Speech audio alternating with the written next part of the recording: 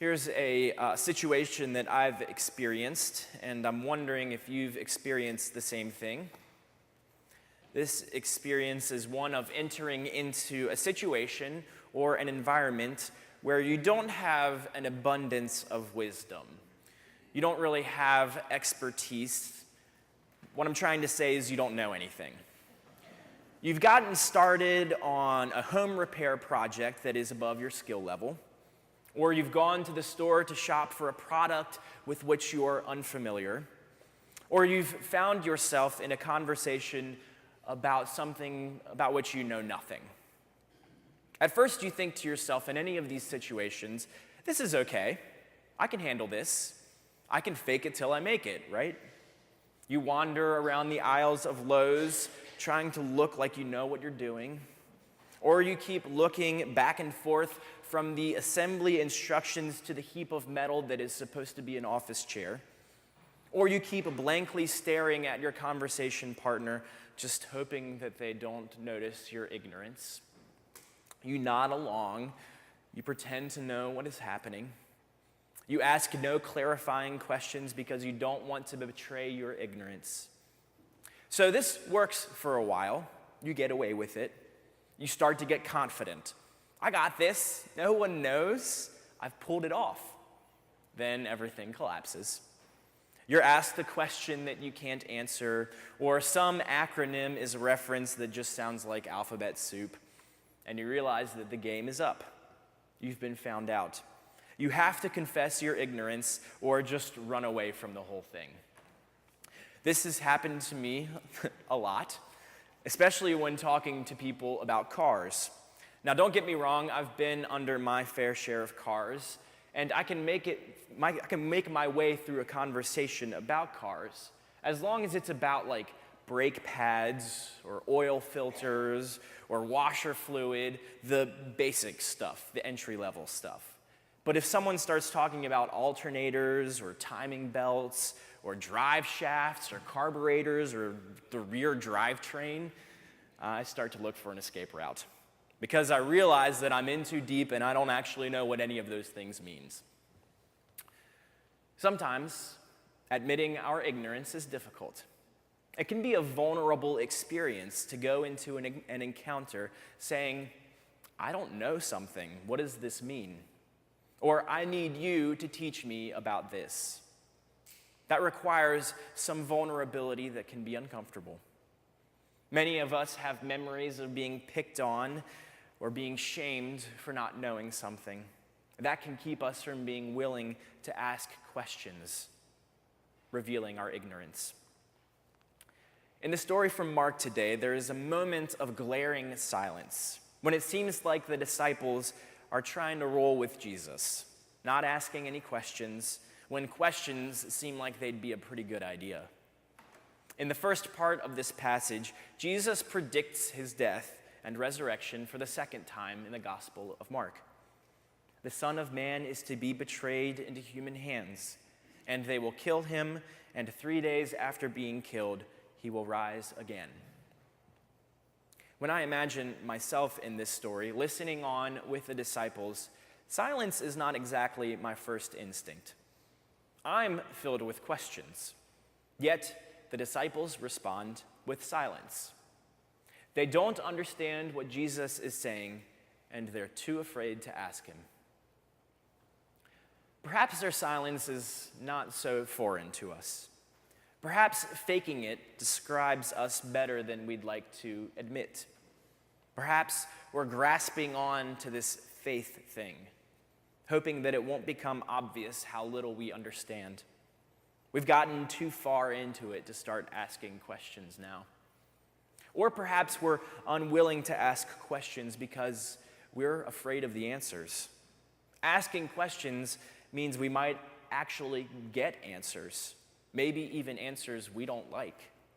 And then we might have to heed the answers. We might be compelled into action if we seek understanding. There's another moment later on in this story when the disciples are given the floor to speak, but they remain conspicuously silent. In the middle of the story, after Jesus predicts his death and resurrection, Jesus and his disciples walk to Capernaum, and the disciples argue among themselves on the journey. It's typical back car seat, long road trip sibling banter. Dad loves me more. No, I'm mom's favorite. I'm the greatest. No, I'm the greatest. Pretty classic disciple stuff. When the group arrives in Capernaum, Jesus asks a very pointed question. What were you arguing about on the way? I imagine Jesus asks this question with a mock innocent tone. So, what have y'all been talking about? But Jesus knows what they were arguing about on the way. And the disciples know that Jesus knows what they were talking about. And Jesus knows that the disciples know that Jesus knows what they were talking about. The disciples are ashamed of their argument, and they stay quiet. They know that they were doing something that they really shouldn't have been doing. They know that arguing about who is the greatest is out of order. They know it, yet they do it anyway. They know Jesus is going to be disappointed. They know he will disapprove, but they do it anyway. Confronted about their pride, their desire for prestige, they can only stay silent in their guilt. Jesus has been talking about suffering and death. Jesus has been talking about sacrificing himself. Jesus has been talking about living with such openness, such acceptance and selflessness that he will be condemned and killed. And the disciples want to talk about their greatness and their glory. Jacob read for us from the letter of James, in which Jesus' ways are described as wisdom from on high, pure, peaceable, gentle, willing to yield, full of mercy. Yet the disciples are obsessed with earthly wisdom, envy, self-ambition, partiality, and hypocrisy. So often, we are the same way. We like being of this world. We like honor and prestige. We like being recognized and celebrated, believing that our achievements are our own. We like winning. We give in to selfish ambition, envy, and partiality. These are the things of this world. These are the things about which the disciples argue. Yet Jesus models wisdom from above. If, instead of giving into fear and arguing about their greatness, the disciples do not remain silent, but ask Jesus some questions after his prediction, what kind of questions do you think they might have asked? What might have been Jesus' answers?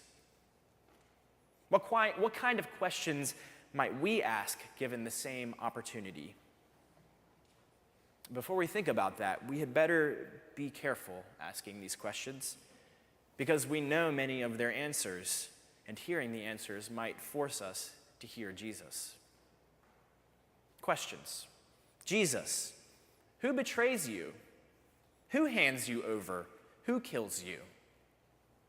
We know the difficult answer. We do. It is Jesus' own disciples that betray him, his own people. It is the people that welcomed him into Jerusalem that call for his death. It is those who have power and privilege that execute him to keep the peace. Asking these questions makes us realize our own complacency, our own willingness to look away from those who suffer, our own desire to embrace and grasp onto our own power and our privilege to maintain the status quo. Questions. Jesus, what does it mean that you will rise from the dead? It's a pretty good one. We know the answer. It means that Christ will conquer death.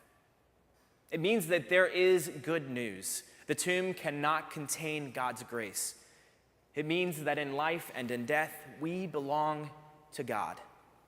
It means that our life is not our own, but a gift from God.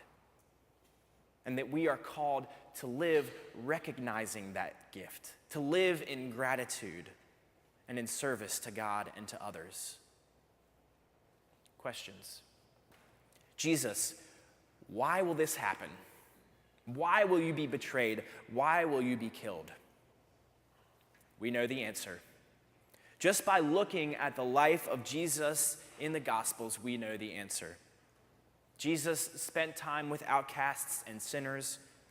He called them brother and sister. He forgave sins and healed weaknesses. He spoke truth to power, and he protested the empire. He confronted apathy and complacency. He gave people food and drink, and he nourished their souls. He welcomed those who previously had no place to call home. Because of all of this, because his life and the way he lived was so threatening to those in power, Jesus was killed. Questions. Knowing all of this, Jesus, what should we do? This is perhaps the most terrifying question, because we know the answer to this one too, though we may prefer to avoid it. Knowing all of this, Jesus calls us to live as he lived. Jesus calls us to live a life of greatness, but not the kind of greatness about which the disciples quarrel. Jesus calls us to a life of greatness in service, a life like his. He says, whoever wants to be the first, whoever wants to be the greatest, must be the least of all and servant to all. And he places a small, vulnerable child in their midst and tells them to welcome one such as this. Jesus calls us to live a servant's life like his, to spend time with outcasts, sinners, to call them brother and sister, to forgive sins and to heal one another, to speak truth to power, to protest injustice, to set aside our apathy and our complacency, to give people food and drink, to nourish one another's souls, to welcome those who have no place to call home. This is what we are compelled to do, hearing the good news of Jesus Christ. Friends, consider the questions you are too afraid to ask. Consider the questions to which you know the answers, but are too afraid to heed. Perhaps you wonder, who is Jesus calling me to love? And you know exactly who Jesus will name. Perhaps you wonder, what is Jesus calling me to give up?